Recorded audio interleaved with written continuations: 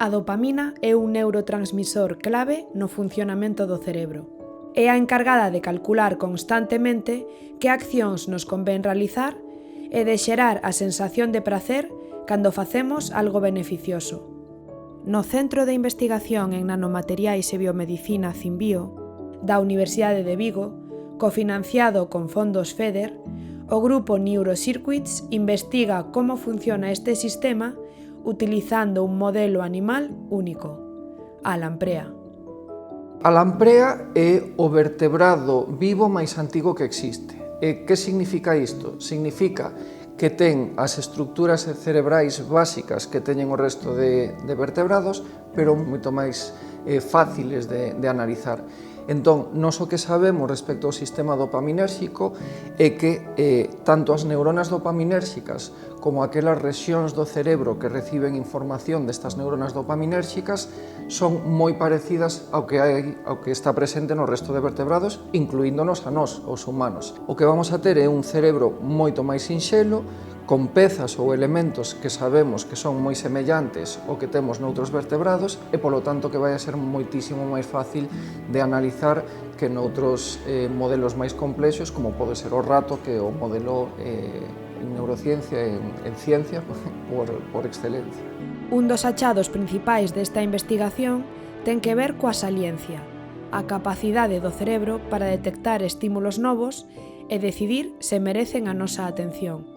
O equipo descubriu que o teito óptico é a rexión que transmite esa información visual ás neuronas dopaminérxicas e que a intensidade do sinal depende da intensidade do estímulo.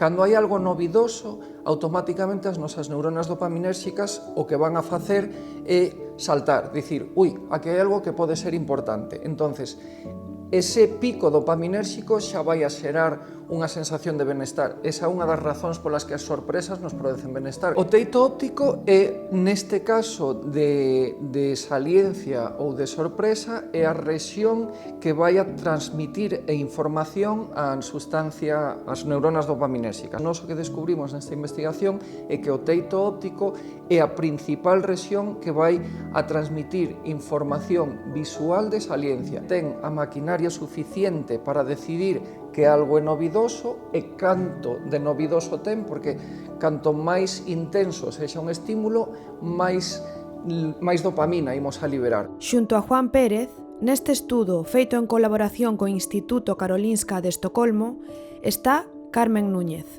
doutoranda do grupo Neurocircuits e a encargada de levar ao cabo os experimentos que demostran estes mecanismos. Os seus experimentos amosan que o cerebro non responde igual a calquera estímulo. O que importa é a súa relevancia para a supervivencia. Que é moi importante saber a que temos que atender, porque iso tamén é importante a nivel de supervivencia de especie. Normalmente ti cando estás nun entorno e aparece un estímulo que é moito máis rápido, a túa visión, a túa dirección da mirada vai cara a ese estímulo, porque podería depender a túa vida, a túa supervivencia deso.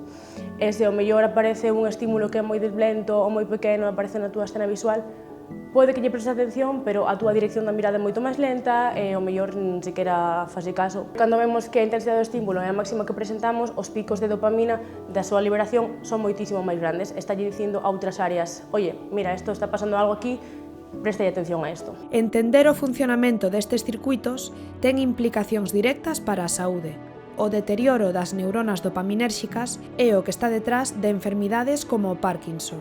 E un funcionamento anómalo do sistema de saliencia relaciónase coa esquizofrenia, onde estímulos neutros se interpretan como ameazantes. O que pasa en Parkinson é que as neuronas dopaminérxicas deterioran e, polo tanto, os picos de dopamina que se están a producir todo o tempo son moi baixos. O que está faltando é esa forza que está intentando que levamos a cabo unha acción. En esquizofrenia hai un efecto que se chama saliencia aberrante. Que significa isto? Na esquizofrenia o que pasa é que temos paranoia. Chega un momento en que todo nos asusta, todo se volve unha ameaza. Que significa isto?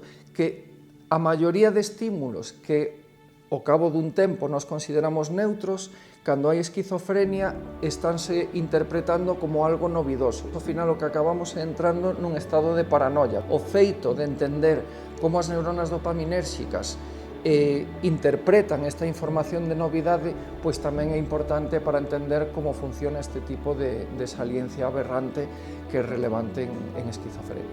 O seguinte paso do equipo é comprobar se as lampreas tamén son capaces de valorar as accións en termos de beneficio e prexuízo, é dicir, decidir que lles convén máis para a súa supervivencia. Dado que o sistema está conservado evolutivamente, os mecanismos que se descubran poderían ser extrapolables a outros vertebrados, incluídos nós, os humanos. Un animal sinxelo tamén ten que decidir constantemente se ten que dirixirse a un sitio concreto para topar comida, se fuxir dun sitio para evitar depredadores. Nos consideramos que, dado que o sistema está moi conservado, ese tipo de respostas tamén deberían de estar presentes xa na lamprea. E se o están, extrapolar mecanismos que serían útiles para outros mamíferos, incluído, repito, humanos.